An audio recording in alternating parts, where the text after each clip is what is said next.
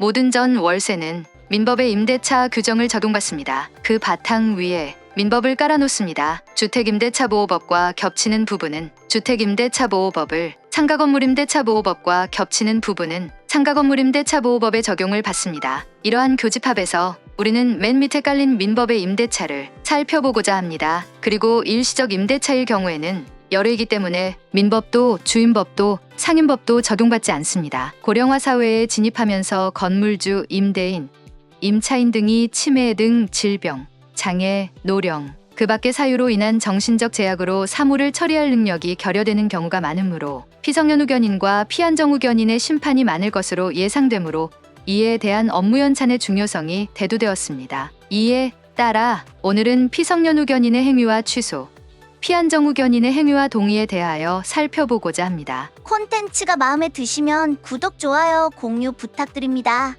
1. 제10조 피성년후견인의 행위와 취소. 최영수 할아버지는 노령으로 인해 일상생활에 어려움을 겪고 있습니다. 그는 자신의 재산을 관리하고 필요한 법률 행위를 수행하기 위해 가정법원에 성년후견인을 지정해달라고 요청했습니다. 가정법원은 이를 승인하고 이지민 씨를 최영수 씨의 성년후견인으로 지정했습니다. 그러던 어느 날 최영수 할아버지는 성년후견인 이지민 씨의 동의 없이 자신의 아파트를 임대차 계약을 체결하였습니다. 하지만 이 경우 최영수 할아버지는 피성년후견인이므로 그의 법률 행위는 원칙적으로 취소할 수 있습니다. 이는 민법 제10조 제1항에 따른 것입니다. 따라서 성년후견인 이지민 씨는 최영수 할아버지의 임대차 계약을 취소할 수 있습니다. 그러나 민법 제10조 제4항에 따르면 일용품의 구입 등 일상생활에 필요하고 그 대가가 과도하지 않은 법률 행위는 성년후견인이 취소할 수 없습니다. 따라서 최영수 씨가 일상생활에 필요한 물건을 구입하는 등의 행위를 한 경우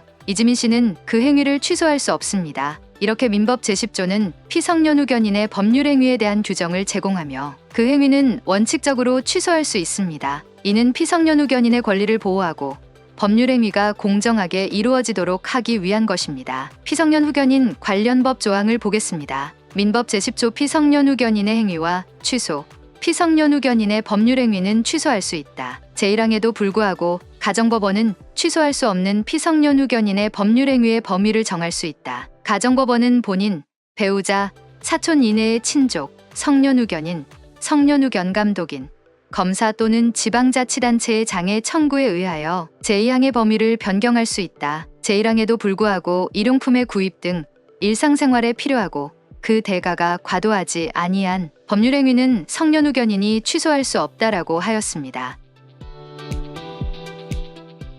이제 13조 피한정후견인의 행위와 동해. 박지훈 씨는 노령으로 인해 일상생활에 어려움을 겪고 있습니다. 그는 자신의 재산을 관리하고 필요한 법률 행위를 수행하기 위해 가정법원에 한정후견인을 지정해달라고 요청했습니다. 가정법원은 이를 승인하고 김현우 씨를 박지훈 씨의 한정후견인으로 지정했습니다. 그러나 어느 날 박지훈 씨는 한정후견인 김현우 씨의 동의 없이 자신의 아파트를 임대차 계약을 체결하였습니다. 하지만 이 경우 박지훈 씨는 피한정후견인이므로 그의 법률 행위는 원칙적으로 취소할 수 있습니다. 이는 민법 제13조 제4항에 따른 것입니다. 따라서 한정후견인 김현우 씨는 임대인 박지훈 씨의 임대차 계약을 취소할 수 있습니다. 그러나 민법 제13조 제3항에 따르면 한정후견인의 동의를 필요로 하는 행위에 대하여 한정후견인이 피한정후견인의 이익이 침해될 염려가 있음에도 그 동의를 하지 아니하는 때에는 가정법원은 피한정후견인의 청구에 의하여 한정후견인의 동의를 가름하는 허가를 할 수 있습니다. 따라서 박지훈 씨는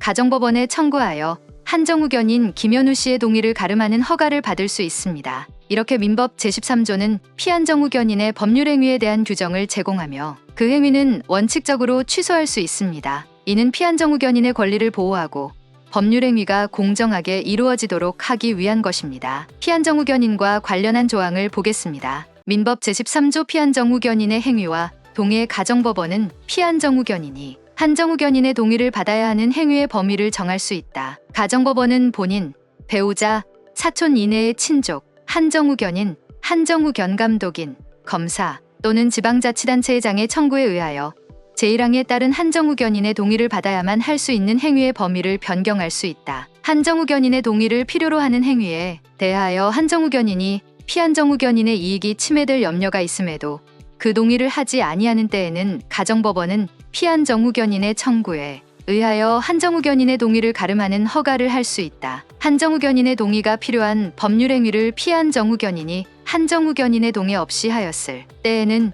그 법률행위를 취소할 수 있다. 다만 일용품의 구입 등 일상생활에 필요하고 그 대가가 과도하지 아니한 법률행위에 대하여는 그러하지 아니하다라고 하였습니다. 이러한 규정은 임차인을 보호하기 위한 것으로 법률적인 문제가 될 수 있으므로 이러한 사람들이 임대차 계약을 체결하려는 경우에는 법률 전문가의 조언을 받는 것이 좋습니다. 다음 시간에는 피성년후견인과 피한정후견인의 차이, 후견 등기사항 증명서와 등기사항 부존재 증명서의 차이, 그리고 증명서 발급 방법 등에 대하여 살펴보고자 합니다. 영상이 마음에 드셨다면 구독, 좋아요, 공유 부탁드립니다.